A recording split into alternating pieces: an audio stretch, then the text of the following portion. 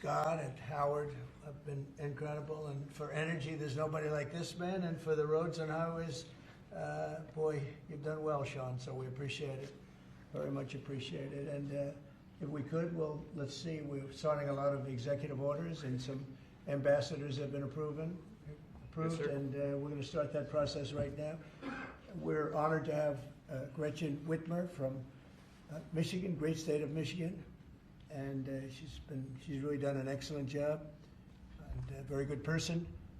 And we're working on the Selfridge, as you know, the air base. We're trying to get the air base open, keep it open. I think, Gretchen, if you're there, and Matt Hall, the Speaker of the House of Michigan, and he's been fantastic as the Speaker. I appreciate it. We won the state, Matt, and We did. you helped me a lot. I did, and you made me speaker, so thank you, Mr. President. That's good too. And Gretchen, I think everybody knows. So we're working on that very hard, and I think we'll come home with a winner for Michigan, okay? I just spoke with the Secretary of Defense. Sometimes we call him the Secretary of War. It used to be called the Secretary of War. They changed it when we became a little bit politically correct. But I think we're in great shape. We're going to be in great shape. So thank you very much for being here. Thank you very much, Matt. Congratulations. Great job.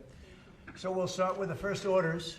And I think we have one for a man named Mike Huckabee. Does anyone know Mike Huckabee? Yes, sir. He's going to be a great ambassador to Israel. And they're thrilled to have him, that I can tell you. Go ahead. Yes, sir. So the Senate confirmed Governor Huckabee to be your next ambassador to Israel earlier today. That's his commission as ambassador. And then we also have a transmittal letter to the President of Israel requesting that he accept Ambassador Huckabee's credentials. He's going to be fantastic. He's going to bring home the bacon. And then Even though bacon isn't too big in Israel. that's just the third letter. I had to clear that up. Well said. Okay. Thank you, sir. Congratulations to Mike. To Mike Huckabee. Next, sir, this is a big one.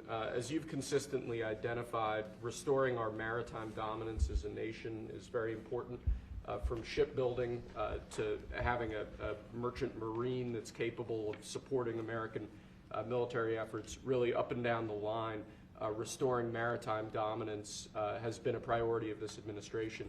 This executive order, which was prepared primarily by your National Security Council staff and National Security Advisor Waltz, has a number of very significant policy steps, all aimed at restoring American maritime dominance and ensuring that we have the shipbuilding capacity and ability to compete globally, both militarily and in the civilian space as well. And that could be a good one for Michigan too, because we're going to be spending a lot of money on shipbuilding. We're way, way, way behind. We used to build a ship a day, and now we don't do a ship a year practically, and we have the capacity to do it. So we'll talk to you about that. Okay, Matt? Think about that. That's a natural.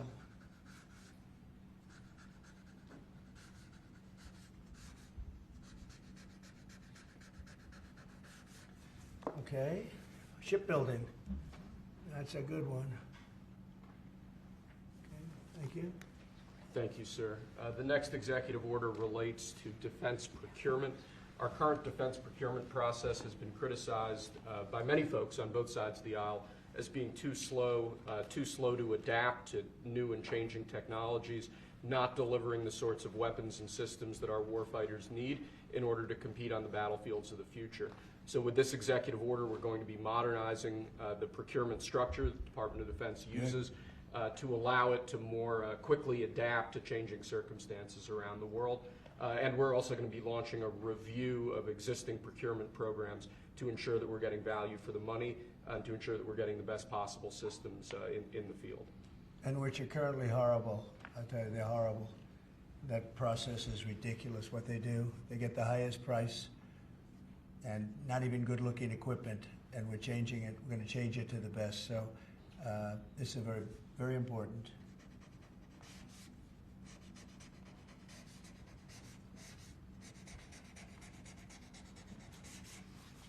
I want to say hello to Brooke. Well, Sir. look at Brooks, you got the cost of eggs down 87%. 87%, Governor. We have somebody that's done a great job at Department of Agriculture, and Christy Nome, who perhaps a few of you have heard of. She has done the most unbelievable job as somebody that's watching over our country at the border, and with Tom Holman and your whole staff of tremendous people. So thank you. Who would think that she is like meant for that job, huh? She's meant for it. So I just saw you there both. Thank you very much. Thank you. Okay. We'll do it later, please. Thank you, sir. Lastly, in the defense space, one persistent issue that we've had in terms of the issue of foreign defense sales, that we're unable to provide weapon systems in a reliable, effective way to key allies of ours, and a key driver of that is inefficiencies and inconsistencies with the process by which we approve foreign military sales. So this executive order is going to direct your Department of Defense, Department of State, other relevant departments and agencies to rework our system of foreign defense sales to ensure that we can provide equipment, creating American jobs and providing obviously revenue to American defense manufacturers, but provide key military equipment to our key allies in a reliable, effective way. Okay, that's good. All very important.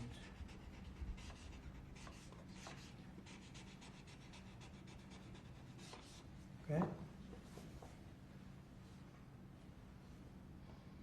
Because our budget is just about approved, and it's a big budget, and we want to spend the money properly, get the best equipment in the world. We rebuilt our military during my first term, rebuilt it entirely, beautiful.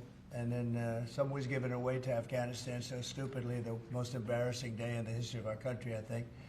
But it's still, we have to fix it up a little bit, and that's what we're going to do. We're going to do a good job of it too. Thank you. Next up, sir, we have a series of executive orders and a memorandum all relating to deregulation, which has obviously been a major priority of your administration. The first of these is an executive order. The Biden administration launched what you've called a war on showers. They had certain regulations that basically killed the water pressure of showers and other water appliances. You can say it. Go ahead. What are the appliances? I mean, it's everything, sir. It's Sinks and toilets, dishwashers, toilets, sinks. But the shower heads are a huge There's no deal. water. You don't get water. It's ridiculous. So with this executive order, we're effectively going to be reversing that set of regulations to ensure that Americans have choice in the consumer market. If they want a low-flow shower head, they can buy one. If they want a real deal shower head, they should have the ability to get one. There you go. You buy a new house, you pay a lot of money, and the developers, you're not allowed to do anything more. They put restrictors on. They used to have a restrictor where you could take it out, but now they weld it in. And you take a shower or wash your hands, whatever you do, including dishwashers where no water comes out. But you wash your hands, and in my case, I like to take a nice shower to take care of my beautiful hair. And I have to stand under the shower for 15 minutes till it gets wet. It comes out drip, drip, drip. It's ridiculous. And what you do is you end up washing your hands 5 times longer. So it's the same water. And we're going to open it up so that people can live, and we're going to hopefully have Congress approve it so it's memorialized. We're going to try and get all of these things, including straws, a little thing like straws. We did straws a month ago, where the paper straws were melting, they were dissolving, they weren't working well, and we went back to the plastic straws. We're going to get Congress to memorialize just about everything we've done here, because most of it's common sense. But the water is horrible. When you go into anytime you see a new faucet, you know it's going to be a long wash of the hands. And so we're changing. It's a big deal. I did it in the first administration. Biden came in his first week, and he had no idea what he was doing, but somebody told him to do it. In his first week, he put the restrictions on all the bathroom utilities, even in areas that have so much water they don't know what to do with it. You see those areas all the time with the flooding. So we're doing that, and we're going to get all of the things that you've seen. I think we set a record. We're up to almost 200 and 500 amendments Nobody's ever done that. We're going to get them approved by Congress, so they're memorialized. And we look forward to doing that. Very important. And Congress is going to start working on it as soon as we get the big, beautiful deal done. The big, beautiful deal is important. The biggest tax cuts in the history of our country, that's important.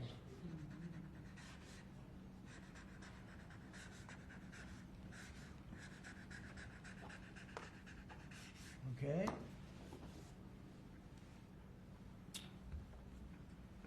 Okay, is that okay? Good. It's a 10. You take a good shower. It's We amazing. rate the signatures. That was a 10, that's why. This is another executive order relating to deregulation, sir. There are a lot of regulations on the books that either promote monopoly directly or prevent new market entrants from entering into a given market. The net effect of that is very negative for consumers. So what this executive order is going to do is direct your departments and agencies to work with the FTC, with the Attorney General, with the Department of Justice, to ensure that the regulations we have on the books don't function as anti-competitive barriers to new market entrants.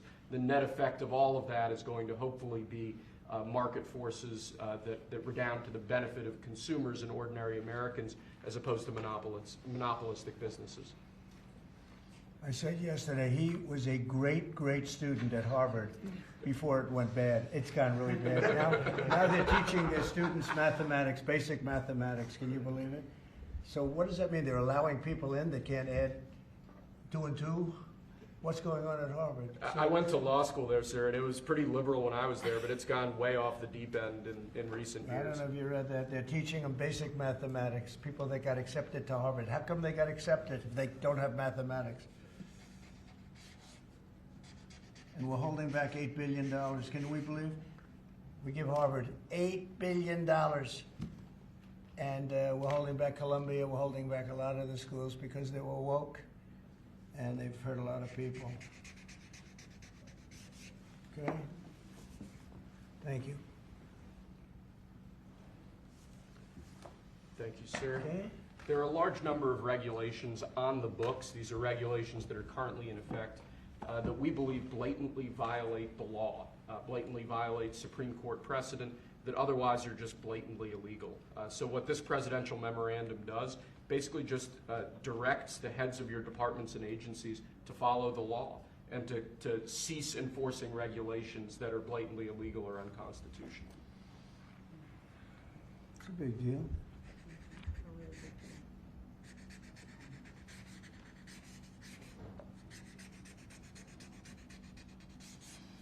It's really very important that we get these memorialized Yes, sir. in Congress. Very important for the long haul, right? Yes, sir. This is the last of our deregulatory EOs for the day. This is zero-based regulatory budgeting. The idea here is that over time, regulations accumulate on the books and in the Federal Register, and people aren't taking a close, detailed look at what's on the books and clearing them out as times change or as regulations become dated or ineffective. What this executive order is going to require is each of your departments and agencies to scrutinize on a continuing rolling basis all of the regulations they actually have on the books and sunset those that either no longer serve a purpose or the departments and agencies can't identify a specific reason for keeping them active. Okay?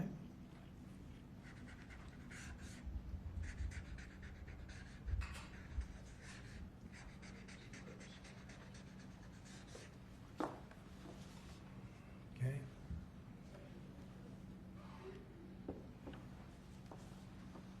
Thank you, sir. Sir, you've taken action against a number of law firms that have in one way or another been involved in the weaponization of government or actions of lawfare. One of those law firms is Sussman Godfrey, similar to what we've done previously with other law firms. This is an executive order that takes certain measures against Sussman Godfrey to ensure that they can't access government resources, government buildings, scrutinizing certain aspects of their practices as a law firm, given their previous activities.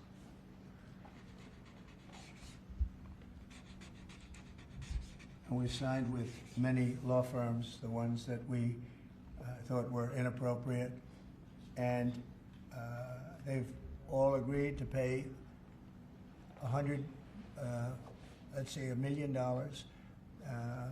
They went for some pretty big numbers. I guess we have a total. What do we have? What's the total about? What's the total right now, Steve? About, would you say? Getting close to probably 600-700 million now, I would think. We've multiple at 100 million, some at 125 million. So the numbers are adding up. We're going to be close to $1 billion soon. One at $40 million. Millions of dollars an hour. But they don't admit guilt. Remember that, they don't admit guilt. But, and we have another 5 to go, I think, 5 of them. And this one is just, we're just starting a process with this one. Yes, sir. Because there were some very bad things that happened with these law firms. And this firm was very involved in the election misconduct. Weren't they all involved in the election misconduct? I think they were all involved. Yes. Anyway, so they went from $40 million to $125 million. And most of them are at about $100 million, right? All right.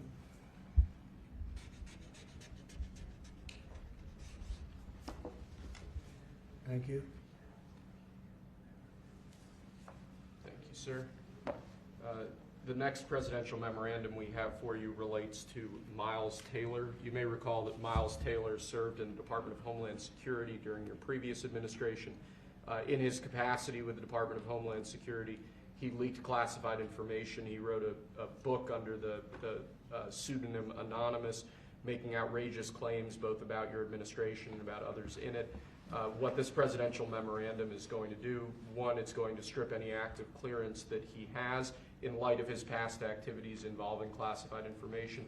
It's also going to order the Department of Justice to investigate his activities to see what else might come up in that context, given his egregious behavior during your previous administration. And I had no idea who this guy was. I had no idea.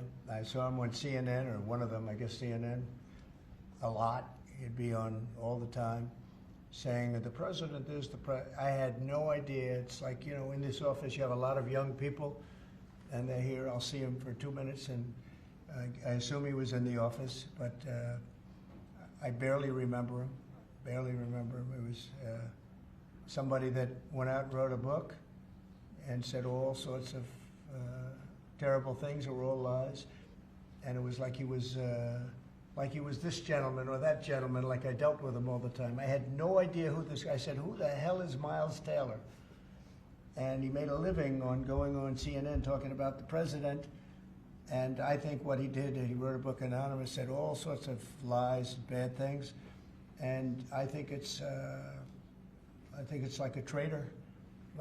It's like spying. He walks into the office. He's supposed to be sitting here. A lot of people, you know, I'll be here and there'll be 20 people standing in the room. There'll be oftentimes young people in the office. I assume he was one of them at least.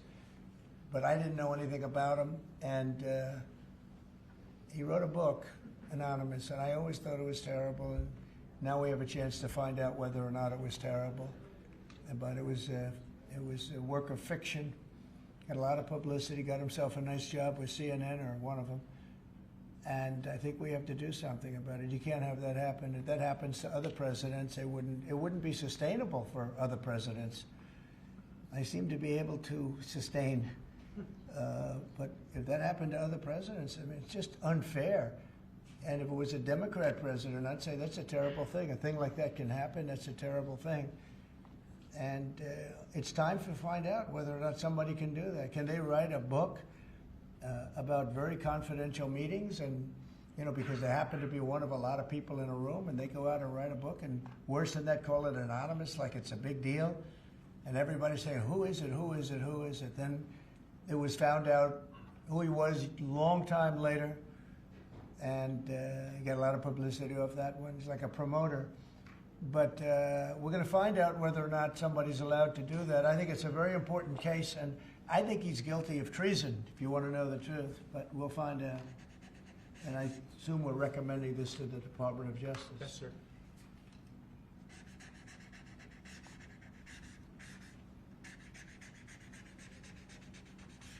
Okay, good. Terrible guy. Similarly, sir, Christopher Krebs, the former head of CISA. This is a man who weaponized his position against free speech in the election context, in the context of COVID-19. This is it's a similar presidential memorandum to the one you just signed. It addresses his access to government, existing clearances he might have, and further instructs your Department of Justice, other aspects of your government, to investigate some of the malign acts that he participated in while he was still head of CISA. This is another one. I don't know that I met him. I'm sure I met him, but I didn't know him. And he came out right after the election, which was a rigged election, a badly rigged election. We did phenomenally in that election. Look what happened to our country because of it. Open borders, millions of people coming into our country. Russia and Ukraine, that would have never happened. October 7th would have never happened. Afghanistan, the way they withdrew with 13 dead, but so many killed, actually. I mean, so many killed outside of the 13 soldiers, hundreds of people killed. And maybe, I don't know, never mentioned, but I mentioned it, 42 or 43 people so badly injured, the legs, the arms, blown off, the face.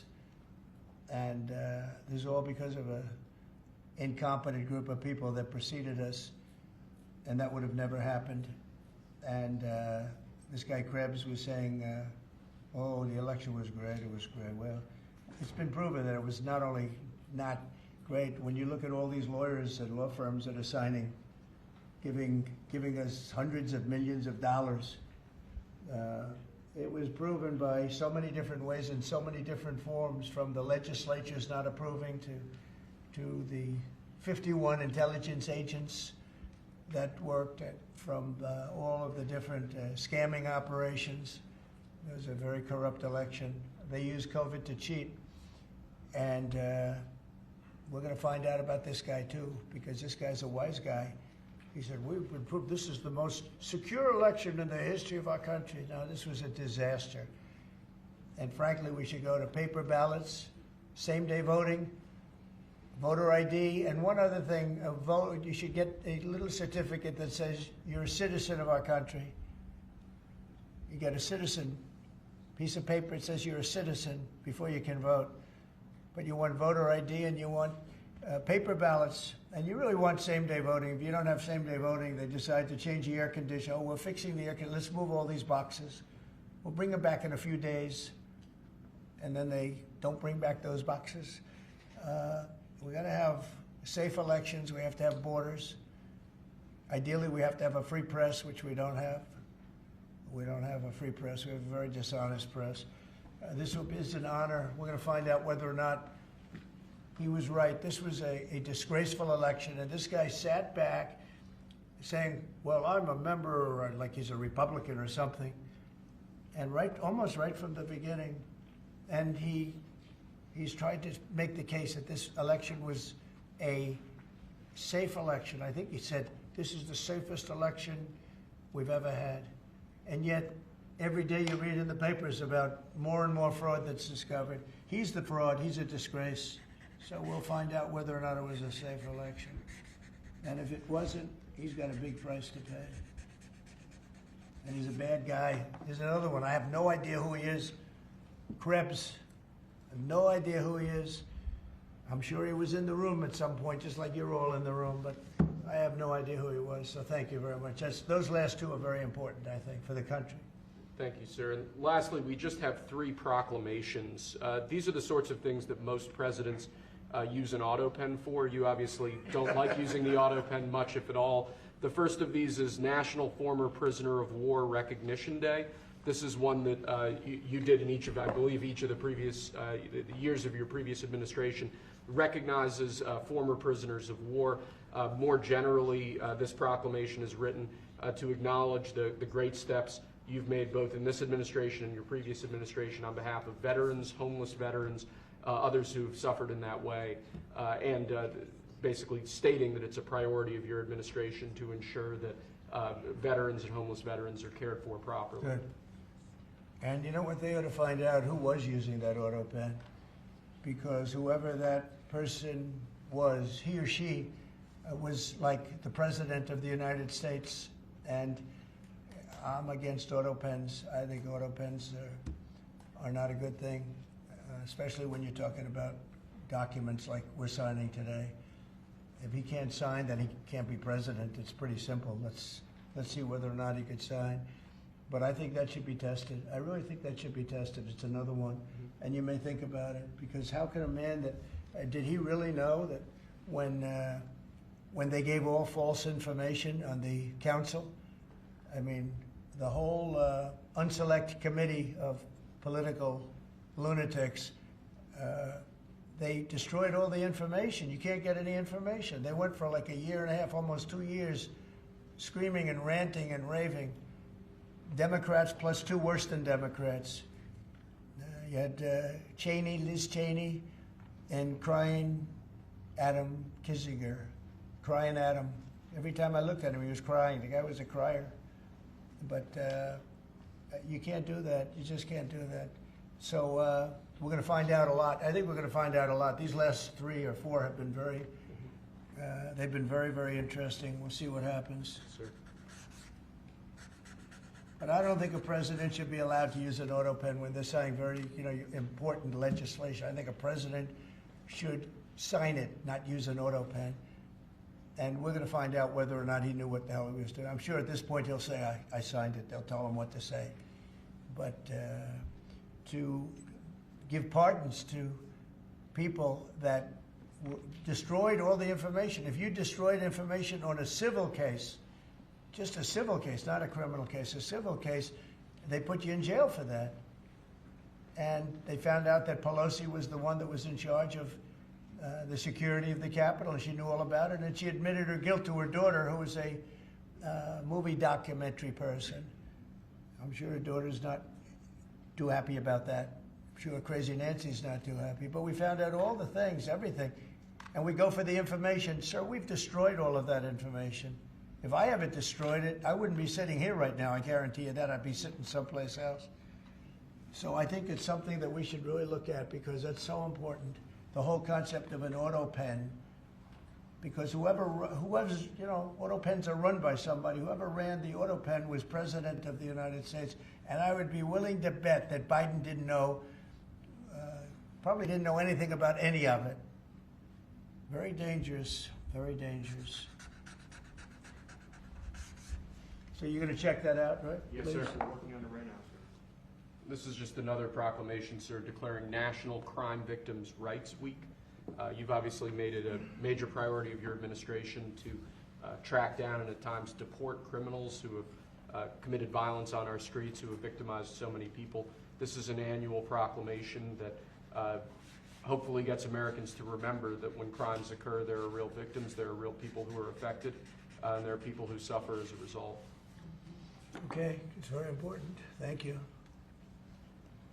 I just want to add, so we're working very hard with Democrats, the governor, with Matt Hall, with a lot of transportation, Sean, and all of the people trying to keep Selfridge Air Force Base open, strong, thriving, and I think we're going to be successful, Governor. I think we'll be very successful at that.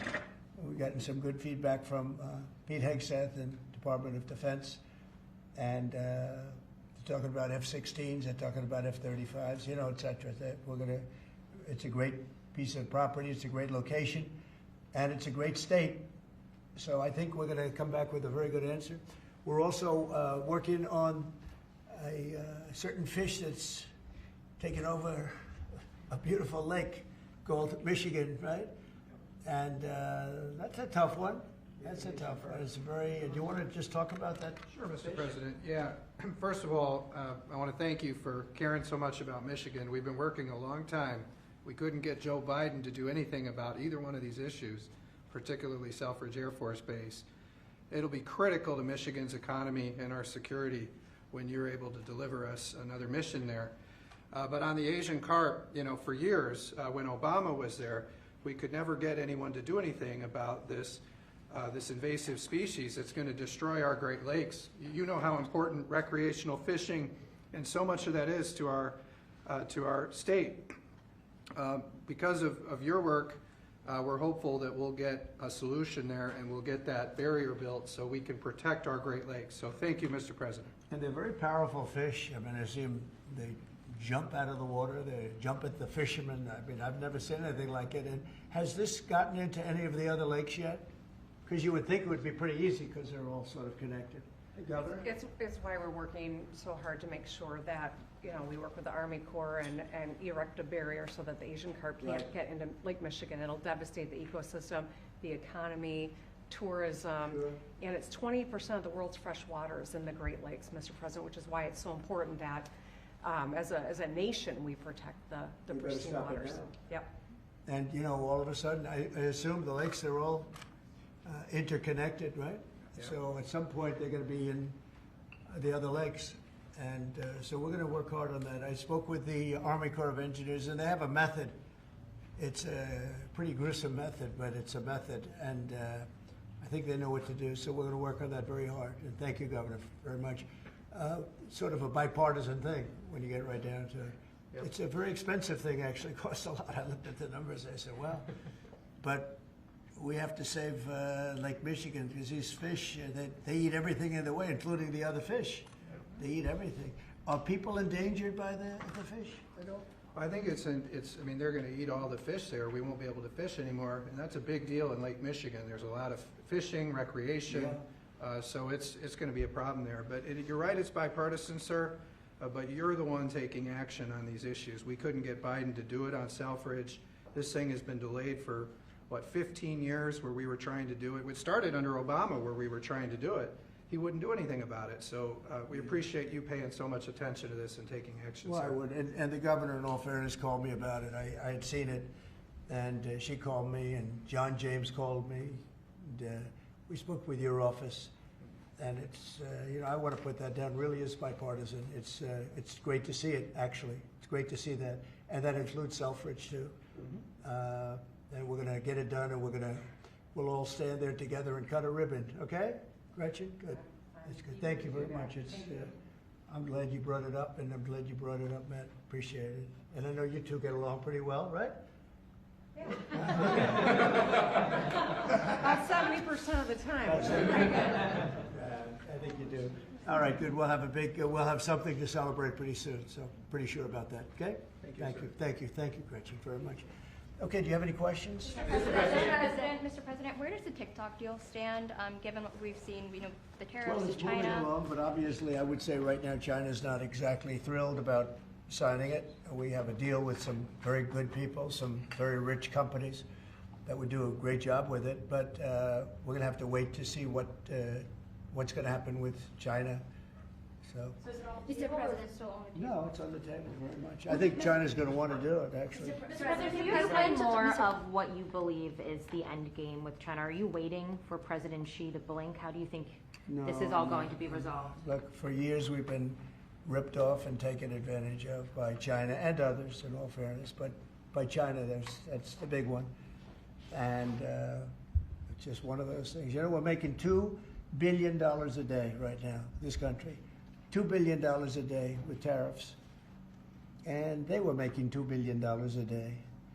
We'll be making more. And now when you see what happened today, I don't know if it's still there. I looked an hour ago, but we were up like close to 3,000 points. Nobody's ever seen a day like that. I think that's a record, isn't it, fellas? Definitely. Is that a record?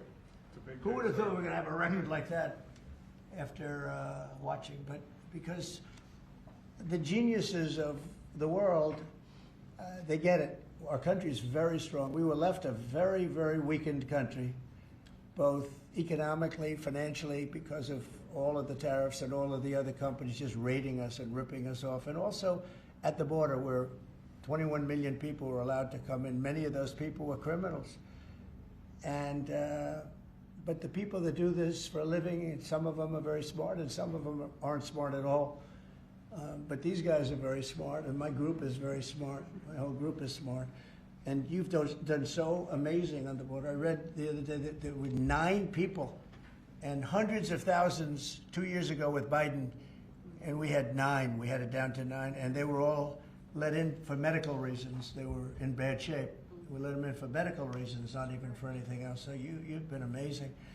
But that's a big thing. I think it's one of the greatest problems that I've never seen anything like it.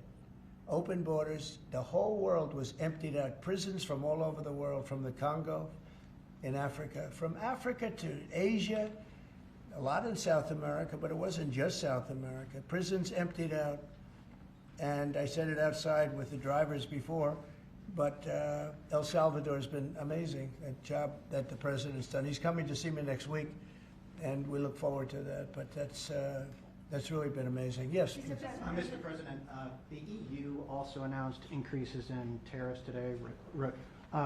Why not That's treat? bad timing for them. That's bad timing. Why not They treat said, them "Hey, like they- China?" They didn't put them in. No, they threatened Oh, them, I but they think that- picked a later date, which our expectation is Oh. it's going to be later still. Okay, good. I'm glad that they held back. You said you were watching the market.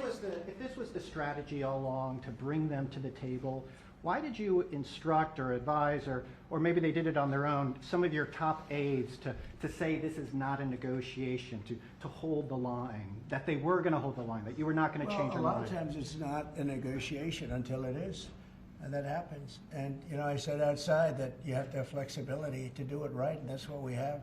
We brought everybody to the table, and it may not be a negotiation, it may not last. I mean, you know, things may be asked that I think are not fair to us. Look, we've been ripped off by essentially everybody for 35 years. This is not just a new thing. And Roger Penske just left. He's a great gentleman, great man, actually. And he said no other president would have had the guts to do this. And I believe that's right. They wouldn't have done it. They should have done this a long time ago. Long time ago they should have done it. I started it with China. I took in hundreds of billions of dollars in tariffs and taxes from China in my first term. And we had the greatest economy. We were up 88% on the stock market. That was the greatest ever in the history of our country. But it had to be done. It's something that had to be done. Mr. President, thank you so much. Which countries will be negotiating first? Do you have any criteria? Because, for example, Brazil and the UK, they do not have deficits with the US. They have a surplus. They do not have a surplus. They have deficits with the US. So what is the criteria? And also, would you consider talking or meeting with Xi Jinping? Oh, sure. He's a friend of mine. I mean, I like him. President Xi, I like him. I respect him. But they haven't treated our country right. Sure, I'd meet with him. On the other countries, we have Japan is here, and South Korea is here, and others are here, and we're trying to see them. It's, from what I hear, it's much more than 75. I said 75 plus. So many. It's everybody wants to make a deal, actually, and you know we want to do what's right for our country. We also want to do what's right for the world. The world is important. I mean, you know, it's the world, right? And I think we're going to make a lot of people very happy. And I think investing in the United States of America will be the greatest investment that anybody's ever made. Mr. President, can we still expect to see the sectoral tariffs, so the pharmaceuticals, steel? Is that something you're still considering moving forward Yeah, with? well, I will be because we want them coming back. You know, we realized during COVID that we don't make our drugs and our pharmaceuticals in this country. So I realized that, and it was a big realization. We had to go to China to get drugs. We had to go to other places. I won't even mention the names, but we had to go to other places. We don't make it, and that's because we let them leave. And now if they want to come back, we're going to put tariffs on the pharmaceutical companies, and they're going to all want to come back. They're going to come back. I'm not going to pay them any money like Biden with the chip deal. That chip deal was horrible. They give billions and billions of dollars to chip companies. All they have is money. They have so much money. And they give billions of dollars, and they're just going to keep the money. They're not going to spend it. The only thing that's going to bring them back is you say, we have a barrier. You have to pay 50% or 100% or 200%. And if they have to pay that, they're going to say, we're not going to pay that. We're going to build here. And that's what happened. We're the biggest, most prestigious chip company in the world, spending $200 to $300 billion. Think of that, $1 billion to build essentially one massive plant. It'll be one of the largest plants in the world, and we're going to get them very quickly. We're going to get them energy. We're going to get them the electricity they need and the energy that they need, and it'll be approved by Lee Zeldin, a total professional, and it'll be approved very quickly. And they'll get their zoning very quickly. They'll have everything done in a matter of months. Thank you, sir. You've procured a record amount of private sector investments since your election, $7 trillion. You talked about the importance of all that. Can you talk about how these investments will have a positive impact on families who felt like the previous economy left them behind, and why your executive orders on coal yesterday is so important given the amount of manufacturing that you're ushering back in? Good, thank you. And which is correct. We have, I would say, more than $7 trillion now, right, of investment coming in. Apple is coming in for $500 billion alone. We have other companies coming in with massive numbers. We have car companies that are coming in.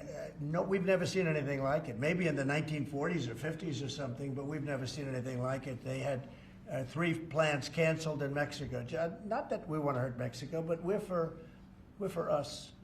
And that's what my job is. It's not to take care of other countries, but I want to help other countries as much as I can, but we have to take care of America first, and it's about America first. So we have many, many companies coming in that would have never come in if we didn't win the election and then put the tariffs on. And they're coming in because when they build in the United States, there are no tariffs. You don't have to pay any tariffs. So instead of paying 30, 40, 50% or 25%, but it could go a lot higher in some of the industries. So we have steel mills right now that are raging. The steel industry was gone. If I didn't put the tariffs on steel, because China was dumping massive amounts of steel in my first term, and I put tariffs on it, I saved the steel industry, but now it's going to thrive, maybe like never before. I mean, if you go back to U.S. Steel from 90 years ago, it was incredible. It was the #1 company in the world for a long time. That's why we don't want to see it go to Japan. And we love Japan, but U.S. Steel is a very special company. We don't want it to go to Japan or any other place. So we're working with them, and I don't know if they need any money now. I'll be honest with you, they hit gold.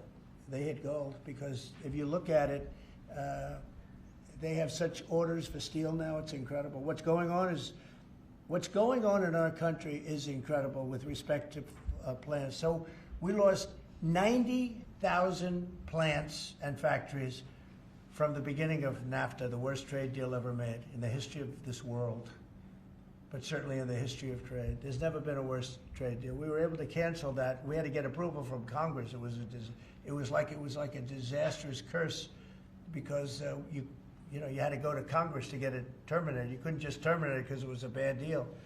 And you had people in Congress that didn't want to do it because they had other reasons, maybe bad reasons. They're mostly not there anymore, those people. But it's amazing what's happened. I appreciate that question because it's incredible. I don't think we've ever seen anything like it. $7 trillion, and it's much more than that because these are places that we know. $7 trillion is unheard of. I never looked at the Biden numbers, but you could go a whole year and it was peanuts. Everybody was leaving. They weren't coming in, they were leaving, and that means jobs are leaving. And so we're not playing games. We're going to make this country greater than ever before. Thank you for that question. Mr. President, it seems that John has made some... Let her just do that. Oh, yeah, absolutely. Thanks. For the past few days, we've heard from this administration no pause. Was this idea of doing a pause, did that just come about this morning? Can you tell us exactly what came into consideration for you and your advisors? For a period of time, I wouldn't say this morning. Over the last few days, I've been thinking about it. I've been dealing with Scott, with Howard, with some other people that are very professional. And I think it probably came together early this morning, fairly early this morning. Just wrote it up. We didn't have the use of, we didn't have access to lawyers, or we just we wrote it up from our hearts, right? It was written from the heart. And I think it was well written too, but it was written from the heart. It was written as something that I think was very positive for the world and for us. And we don't want to hurt countries that don't need to be hurt. And they all want to negotiate. The only problem is, you can only do so many at one time. We want to do it right. We want to get it right. We want to take care of them, but we have to take care of our country. So, but this was something certainly we've been talking about for a period of time, and we decided to pull the trigger. And we did it today, and we're happy about it. I didn't know it would have that kind of an impact, but it's, I think they have the biggest increase in the history of the stock market. That's pretty good. That's pretty, you're almost, if you keep going, you're going to be back to where it was 4 weeks ago. But it was a sick market 4 weeks ago, because the trade was sick. It was only a question of time. I don't blame the tariffs. I think the tariffs just sort of magnified what was happening. It was sick. Biden allowed these people to get away with murder. Biden allowed China to just take advantage of us. We had like $1 trillion deficit with China, $1 trillion deficit. So that was going to only be a matter of time. I think the tariffs brought it out faster and they magnified the problem. But I think this was a problem that existed far beyond tariffs. This was a systemic problem, and we're going to cure that problem. And maybe to a large extent we have, because we've revealed it, and we've revealed it very strongly. Yes, sir, please. Thank you, Mr. President. So it seems China's made some serious missteps here in these negotiations, and Secretary Besson said earlier you may have goaded them into a tough position here. I'm wondering, are you in a way putting together a coalition against China in terms of trade here? No. Well, China, look, they're very capable, and I don't blame China for what happened. I blame the people sitting right at this desk, right behind this desk, or another desk. You get your choice of 7. I happen to pick the Resolute. But I blame the people sitting behind in this chair, behind this desk, for being stupid, incompetent, or not having courage. This should have been done years ago. This should have been done before Obama, in all fairness. Not only Biden, Obama. It should have been done many years ago. This started with the World Trade Organization, which was owned by China. It was owned and paid for by China. They didn't even have to do things. They considered them a nation that was undeveloped. They said they were a developing nation. Well, we're a developing nation too, if you think about it. Look at our inner cities. Look at what's happened. I think we're starting from ground zero there, right? So we're a developing nation too. No, I don't.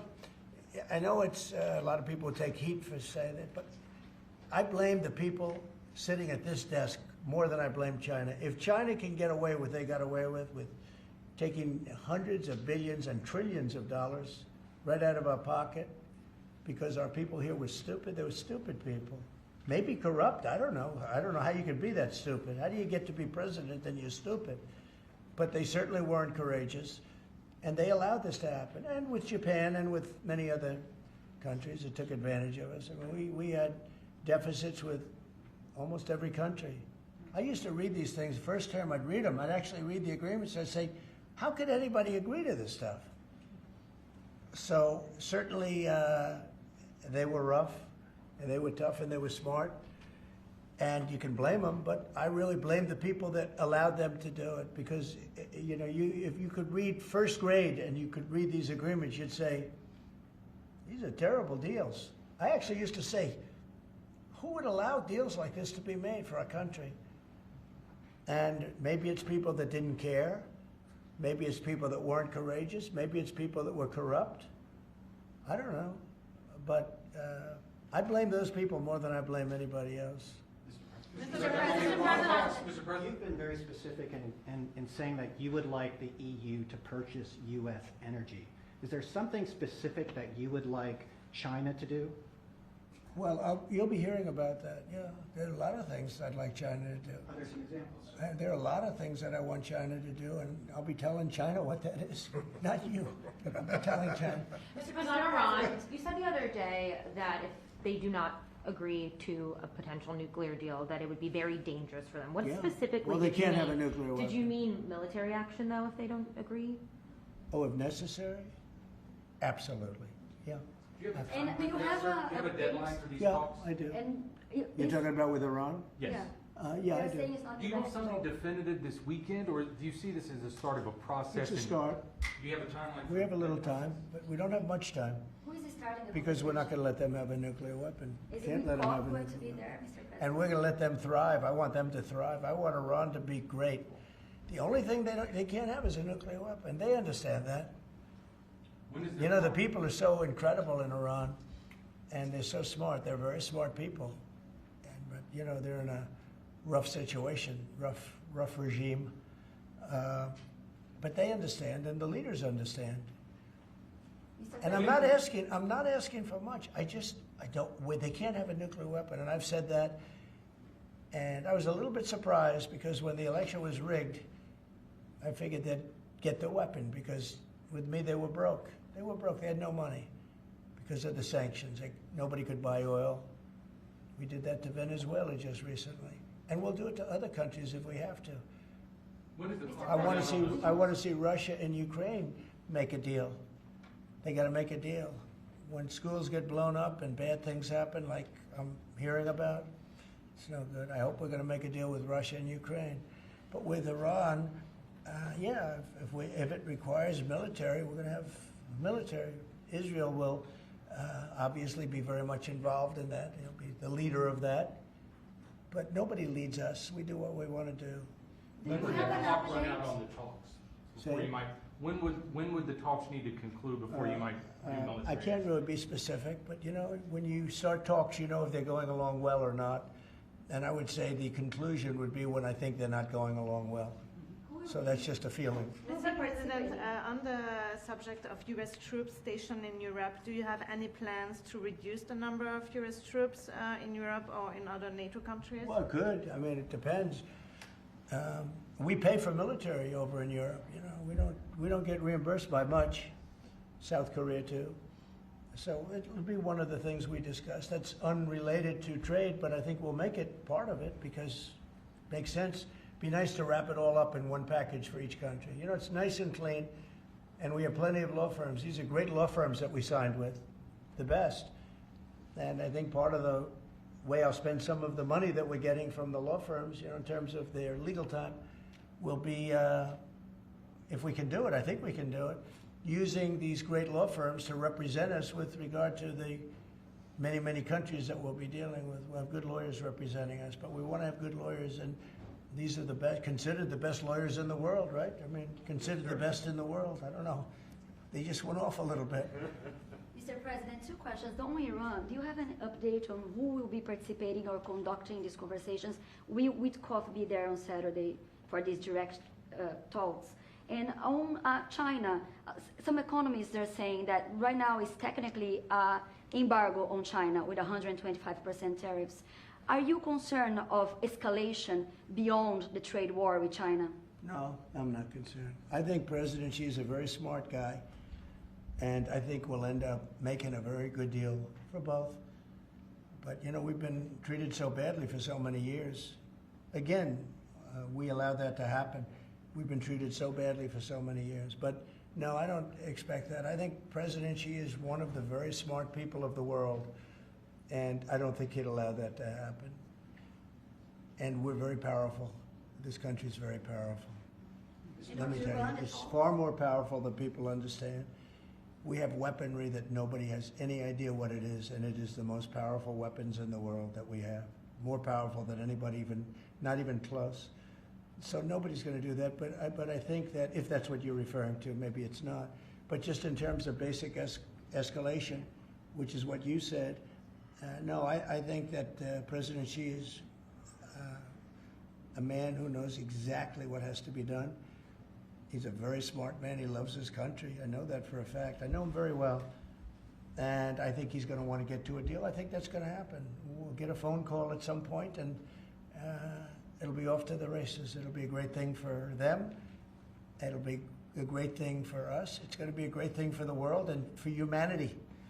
Do you have plans to meet with Putin in Saudi Arabia? At some point, I will.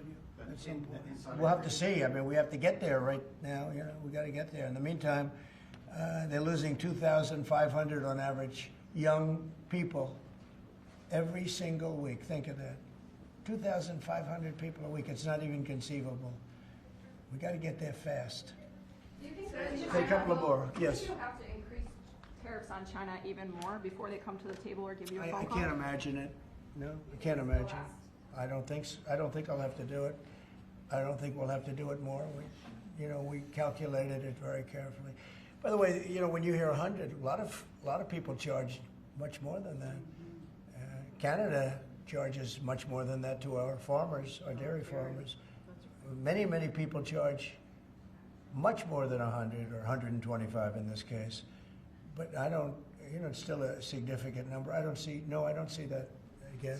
On the Yeah, please. investigations. Yeah, Mr. President, so do you think some of your tariff critics would prefer, to see the United States go through turmoil than to actually see it succeed just because they are your policies? You mean just leave the tariffs the way they are now and just relax, right? Some Yeah. people have said that. Look, yeah, again, we're making, it'll be soon, much more than $2 billion a day. That's not the worst thing that I've ever heard. So, yeah, some people say that. But, we look at the other side, too. I think as the United States, we have an obligation to look also at the other side. We want what's good for everyone. I mean, it's America first, but we also want to make sure there's a world that can live happily and all of that. And so, this is the way I look. No, but there are people that say, look, where we are now, I've been in worse positions in my life than making $2 billion a day plus, right? It's really plus. Thank you very much, everybody. Thank you, Press. Thank you, Press. Head it out. Thank you. The markets are what really changed your mind when it came to The markets right now are extremely good. Thank you. Thank you, everybody. Thank you.